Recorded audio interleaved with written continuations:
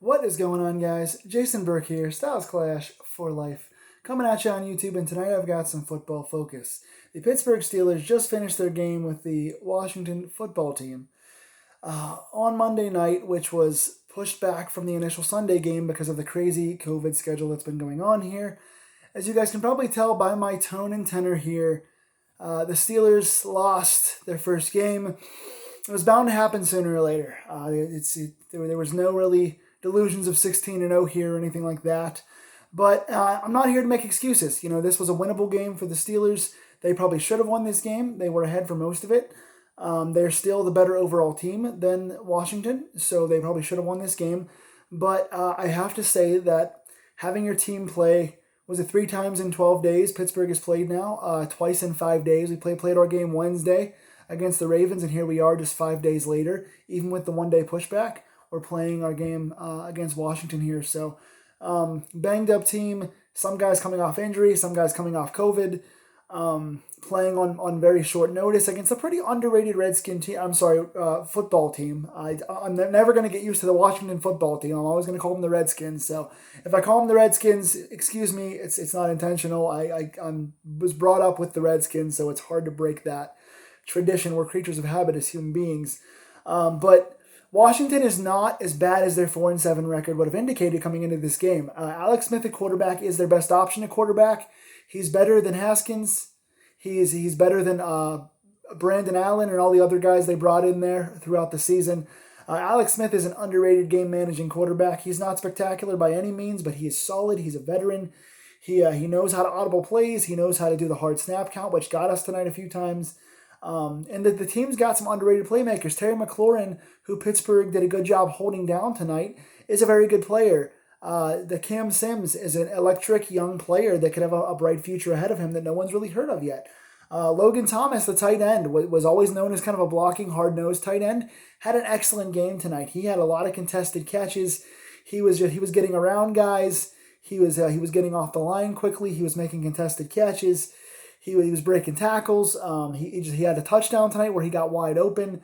Played very, very well tonight as well. So there's some playmakers on the Washington offense that are underrated. And defensively, that's a football team's strength. Washington has been a strong defensive team, especially against the run all day. And Pittsburgh is not a running team to begin with. So Pittsburgh has a weakness in running. Washington has a strength in run defense and played well overall today. I mean, the final score of this game was 23-17, and Pittsburgh scored 14 points in the first half, held to just 1 field goal in the entire second half. Pittsburgh's had a pretty good offense all year, and Washington holding us to just 3 points in the second half. Pretty solid. Tale of two halves here. Pittsburgh comes out very slow. Once again, both teams started very slow. 2 dominant defenses, 2 top 4 overall defenses. I think Washington's rated 2nd, Pittsburgh's rated 4th overall, I believe. So very solid defenses, slow start, obviously a lot of 3-and-outs early, a lot of punts early, but Pittsburgh picked it up, came out and got a touchdown maybe 3 or 4 drives in, and then got another one toward the end of the half to James Washington. It was Deontay first, and then Washington scored, so it was 14-0 Pittsburgh, and it looked like the Steelers were going to run away with the game, and then something happened at the end of the first half.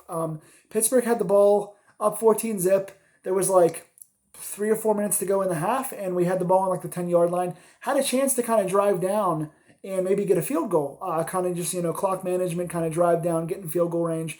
Instead, Pittsburgh goes for an inside handoff on first down to Jalen Samuels. Inside handoff to Jalen's. Actually, it was under 2 minutes to go. I'm sorry. So there was less than 2 minutes to go. Inside handoff to Jalen Samuels, which gets the clock moving. And then a middle of the field 4-yard pass to Deontay Johnson, so the clock keeps moving.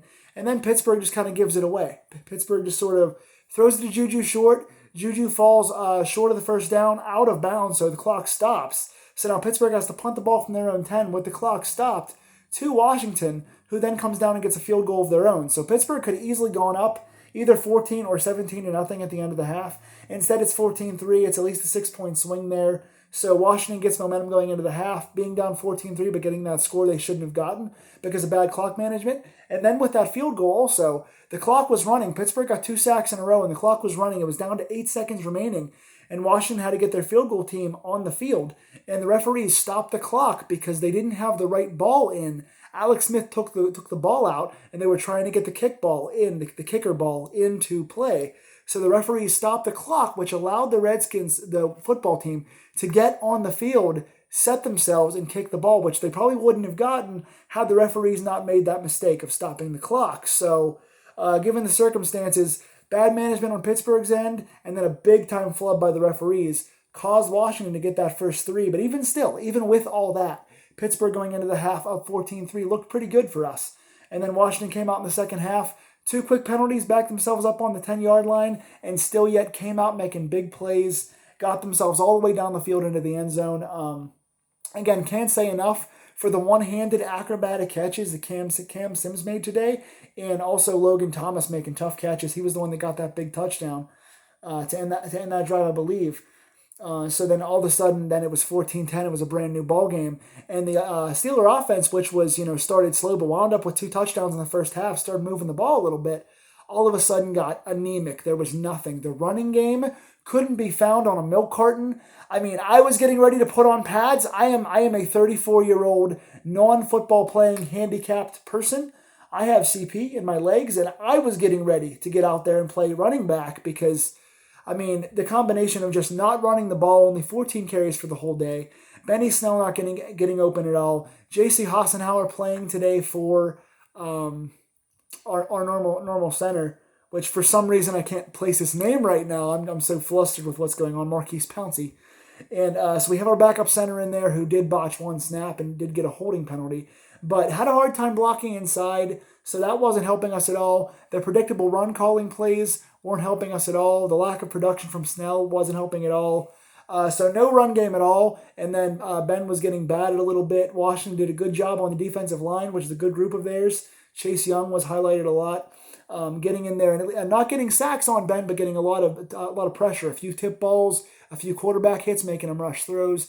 They did a nice job with him. Actually, Ben today did not do a great job in the short passing game. 1, because he was flustered because of the Washington line, but 2, because of, once again, the wide receiver drops are such a story in this game. We have more drops today. I think it was 7 in this game, which is more than we had last week when it was a huge issue. Both Eric Ebron and Deontay Johnson both had a lot of catches today, made a lot of plays, especially Deontay made a lot of plays, but so many drops. Ebron, I think, had 4 in this game. Deontay had at least 2, if not 3. There was a play that McFarland could have had on a stop-and-go route toward the end of the game that he could have caught, but he was in bad position. I think Juju dropped 1 as well. There was a couple of contested balls that Ben threw in the middle of the field that he shouldn't have thrown, but the wide receivers, 2 weeks in a row, again, they make a lot of catches, they make a lot of plays, they get a lot of short gains into long gains, so I don't want to harass the wide receiving core too much because I love these guys, but man, especially Eric Ebron and Deontay the last 2 weeks, you got to catch the damn ball. When you're playing from behind or you're starting to play a team that's getting momentum, that's a tough team, that's making Ben kind of have extra troubles, especially with the starting center being out and no run game being existent, the wide receivers have to catch the ball when it's in their hands, and they dropped a lot of balls today. Big problem. Another issue for us that contributed to the loss today.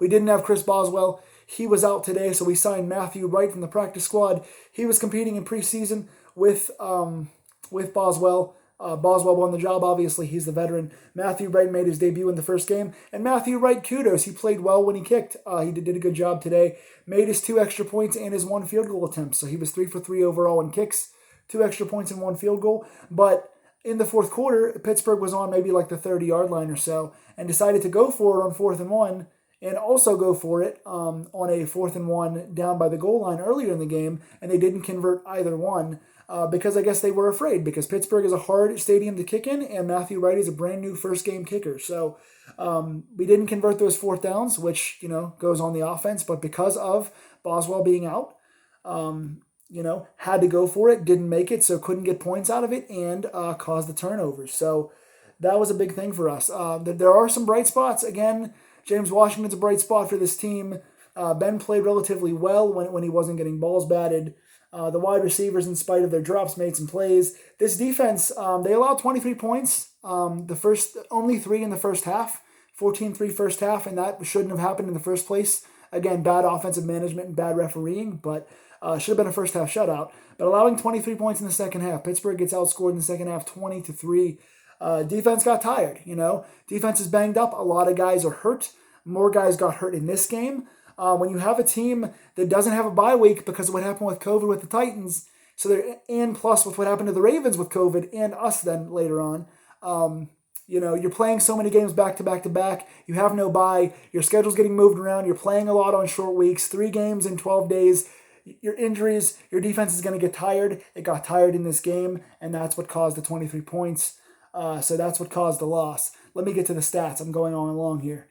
Big Ben, 33 of 53. Second consecutive game that Ben's got over 50 pass attempts. Start using Derek Watt. Start running I formation. Mix your play calling up. Get your running backs involved. You have to see more. I don't care which one of the 4 you use. You got to start using them. You got a fullback on this damn roster. Use your fullback. We had about 5 or 6 downs at the 1-yard line in goal to go for a touchdown, and we didn't get it. We tried 3 runs that couldn't get in because we only used Watt to block on 1, and we tried a play-action pass to a freaking lineman. Bad play calling, bad game management, bad running game in general. We have to get Watt more involved, and we got to find a way to run the football. Big Ben, 33 of 53. 305 yards, 2 touchdowns, 1 pick. That was the pick at the end of the game. Pittsburgh was down 6, going down to try and get a game-winning touchdown. Chase Young batted the ball. He's a phenom. John Bostic, the ex-Steeler, picked it off. That was the end of the game for us. But nonetheless, Big Ben, minus that 1 pick, which was batted, had a pretty solid game, over 300 yards. He got some balls down the field today. You saw a couple of plays downfield, mostly to Deontay Johnson and to Chase Claypool. Ben was extending the play. He was breaking sacks. He was spinning out of guys. He was holding on to the ball a little bit. He reverted back to old school Ben a little bit tonight, and that's when he had his most success. Again, here's the running game. The leading rusher for tonight's game, McFarland. Am I reading that right? Yes, McFarland, 4 carries, 15 yards. I had to read that twice to make sure I read it right. 4 carries, 15 yards is our leading rusher for the game. 15 yards. I want you in YouTube land to understand these ridiculous stats I'm about to read. 4 for 15. Benny Snell, the starting running back who got the majority of the runs tonight, had 8 carries for 5 yards. 5 yards. I could get drunk on a Friday night in the South Side and stumble on the field for 5 yards. Are you kidding me? 5 yards. Block better, call better, run better. Ridiculous. Receiving, Deontay Johnson, again, credit to him, 8 catches, 71 yards, and a touchdown, but did have a lot of drops today. Got to fix those drops. He's a good playmaker when he's out there, but got to fix ththose drops. James Washington only had 3 targets all game, but he made the most of them. 2 catches, 80 yards, and a touchdown. He broke a big 40, 50-yarder. I didn't write the exact length down, but 2 catches for 80 yards. Broke a long touchdown to end toward the end of the first half. Made a great play there. He's the best contested catch guy on the team. Best hands on this team. Defensively, again, great first half. Got tired toward the end. A lot of guys got hurt. Mike Hilton, big game. Mike Hilton was making a lot of tackles. Had a nice 4th down tackle in the backfield. 2 tackles for a loss. Was getting out there in coverage. Was just playing the field all around. He had almost interception on a nice pass deflection. He played a very good game. Best game, I think, of his season maybe today. 5 tackles and 2 for a loss for Mike Hilton. Really good stuff there. TJ Watt does what TJ Watt does, leading the league in every pressure category. Had another sack in this game, plus a forced fumble. He was in the backfield a lot today. Robert Spillane had a sack and played well out there with a lot of tackles until he got hurt. He's playing for Devin Bush today. He's our backup inside linebacker who's now the starter because Bush is out for the year. And now Spillane got hurt and did not return, which led for our trade to come in Avery Williamson, who came in. So he was a starter for the Jets, but basically our 3rd string inside linebacker at this position, who had 6 tackles and played excellently in relief. So got to give big props to Spillane for continuing to play well. And even when he got hurt, next man up, Avery Williamson played very good today with 6 tackles. Good for him. Stephon Tuitt also had a sack in this game as well. Good to see Tuitt back off the COVID list. He was back today, hoping to see that we get James Conner and Boswell back next week, and also the center as well. Again, I already discussed Matthew Wright. So those are our defensive stats. One of the things also, but besides Logan Thomas and Cam Sims out there, they started doing a flare pass, a little pass out to J.D. McKissick. He had 10 catches in this game, not like a massive stat line for yardage, but 10 catches, most of those in like the fourth quarter. He was getting a lot of wide open little 3-yard catches that he took down the sideline for 10 yards, and that became hard to cover. I want to give a lot of credit. Again, besides Spillane going down, Joe Hayden went down toward the end of this game, and I don't think he came back in either. Both guys were questionable, so I think we'll see him next week.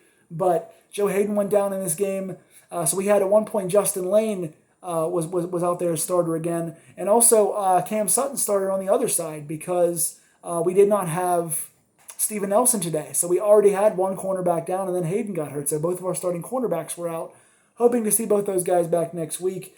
But credit to Justin Lane and Cam Sutton for playing solid out there. They covered a lot of balls that were caught contested. Logan Thomas and Cam Sims catching the ball contested, but can't blame the coverage too much. Also want to give Terrell Edmonds a big shout out. One of his best coverage days that I've seen. Even better than his 2-pick week because those went right to him. He was covering, he was getting to the receiver fast, sometimes even too early, but he was getting there, contesting everything, getting good clean tackles, and good clean hits on the receivers. I love what Edmonds did today in the secondary. So, again, a lot of good praise, a lot of guys stepping up, a lot of backups off the bench playing very, very well. There's still a lot going forward for this team, but we are now 11-1. We are tied with the Chiefs for the best record in the NFL and the AFC, obviously. So we're tied with the Chiefs going in the final 5 games of the season. We're going for that number 1 seed. So battling it out to the end. We're playing once again on a short week. We're playing again Sunday, so we get 6 days in between. That's a little more than last week, so I hope we get a chance to get a few of those guys back.